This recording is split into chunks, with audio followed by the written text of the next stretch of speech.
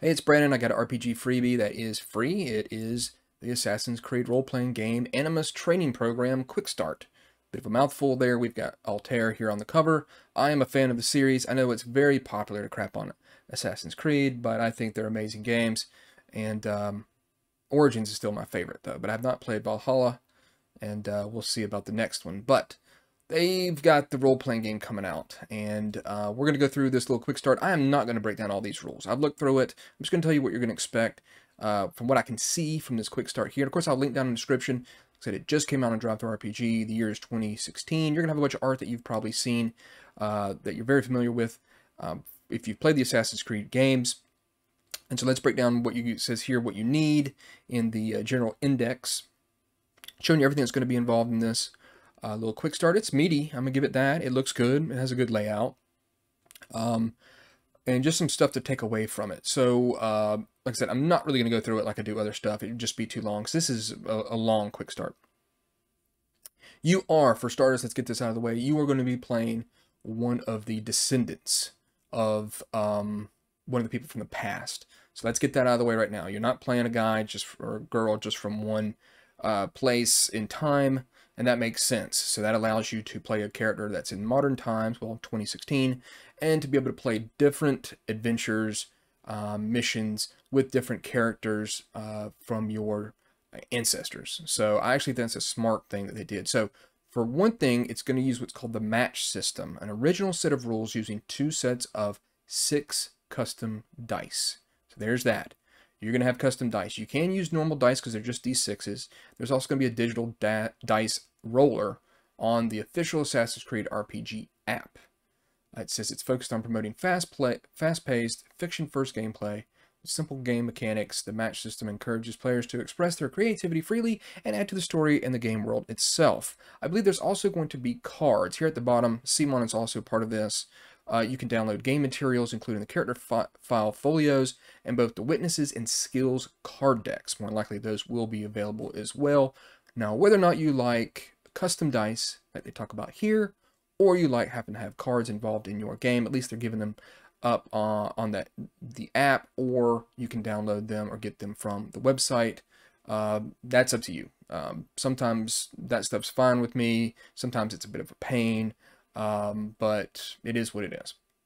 So it says here, you need 2 to 5 people, character file folios, pen, paper, all that stuff. And then it talks about 2 sets of 2 sets of 6 Assassin's Creed dice, or the official Assassin's Creed RPG app.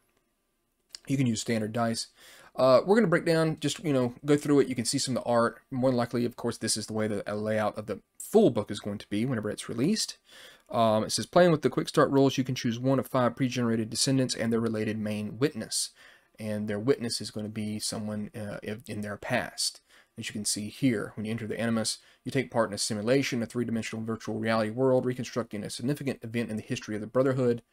And in the simulation, you assume the role of a witness to the event, a character represented in the game by a card from the Enemy Network deck, or Enemy Network deck. I'm not exactly sure how you pronounce that. As you can see in the character file folios during a simulation, the abilities of your descendant are replaced by those of your witness. So that's how it's going to kind of work. And I do think that's the proper way to go about doing it.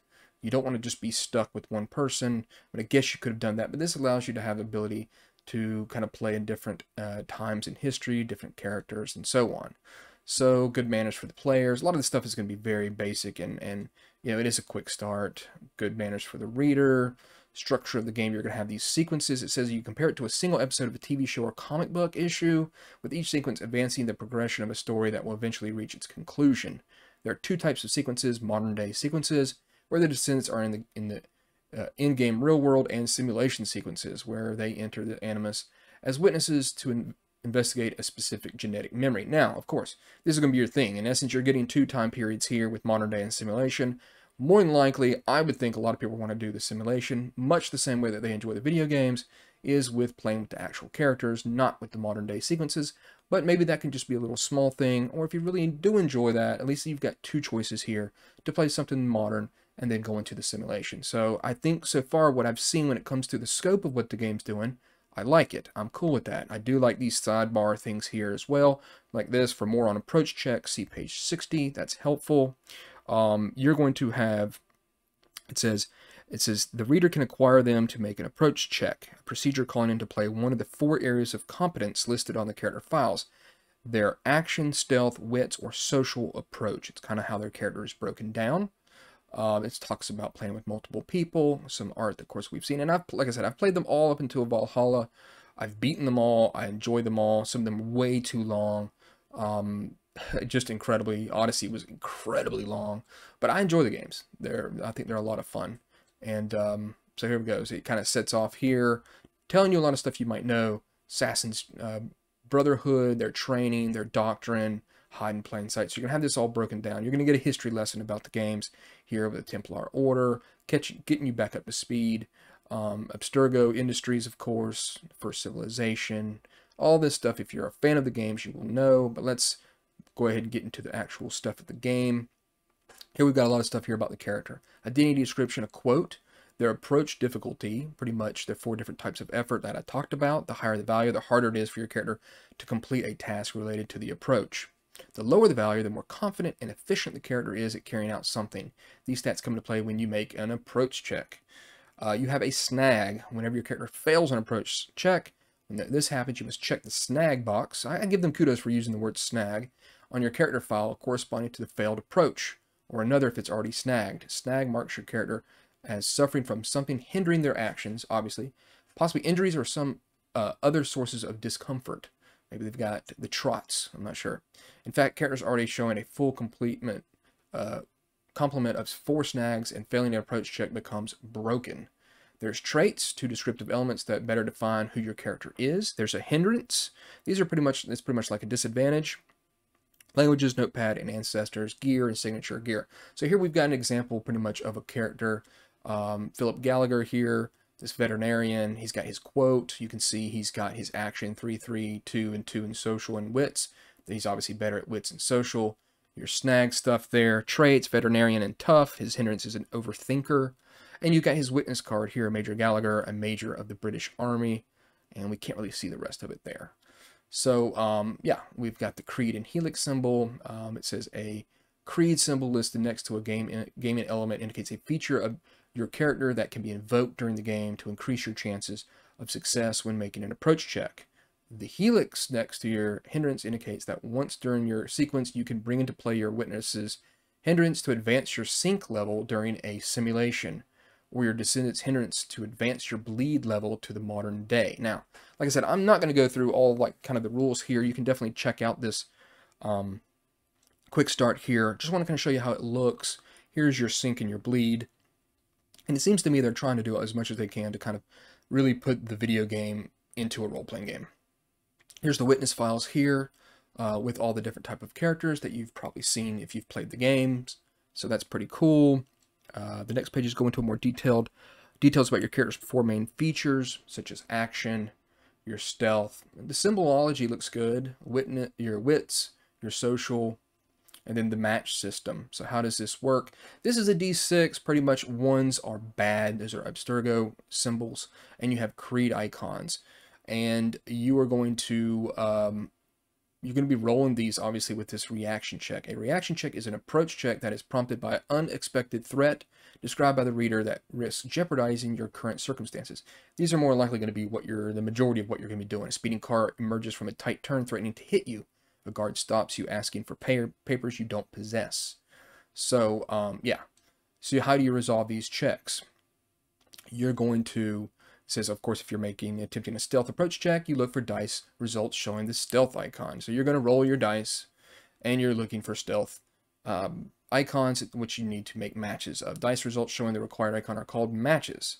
For a check to be considered successful, you must obtain a number of matches equal to or higher than the approach difficulty set for the roll. More specifically, when you make an approach check, you might obtain a number of different results ranging from a success to a failure and including unexpected setbacks. So a success, the number of matches you got on your roll is equal to the approach difficulty. Success with a raise, it matches in excess of your difficulty. You may be granted a free raise. And then you have failure, of course, is when it's lower than the approach difficulty. You fail and you must flag your snag box corresponding to the approach you just used. If it's already snagged, you must choose another unmarked approach. If all of them become snagged, you're now broken. And a setback. If your approach is snagged and you rolled one or more Abstergo results, a setback occurs regardless and whether the outcome was a success or a failure. So for free raises, we go to 67, broken is on 64, and setbacks on 65. Here's telling you about those snags that are gonna hurt you a little bit.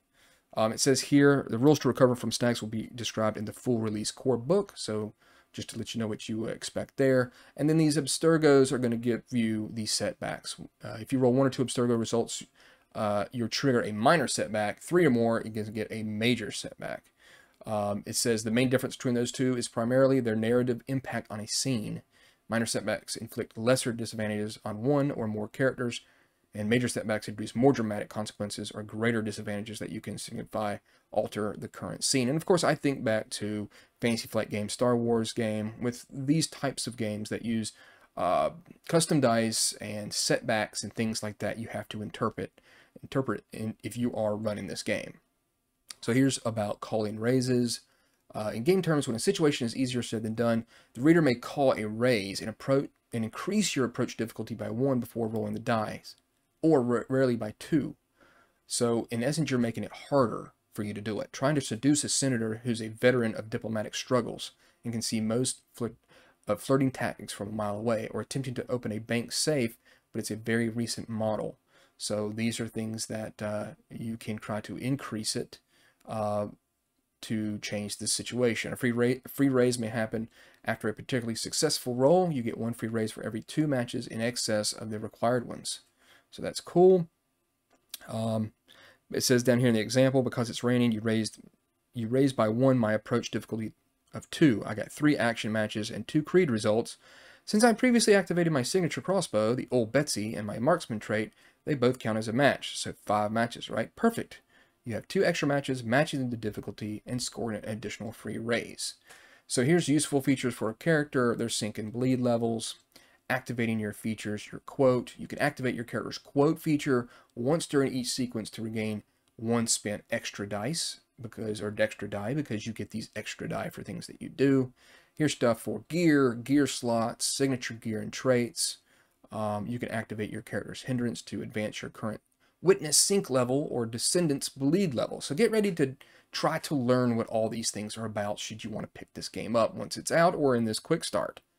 Of course, sync and bleed levels of your character represent respectively how much your witness is synchronized with an ancestral memory when in the animus, and how much your modern day descendant is benefiting from the bleeding effect that allows the descendant to develop in real life the skills of an ancestor whose memories they explored. So they've got that whole aspect of it as well.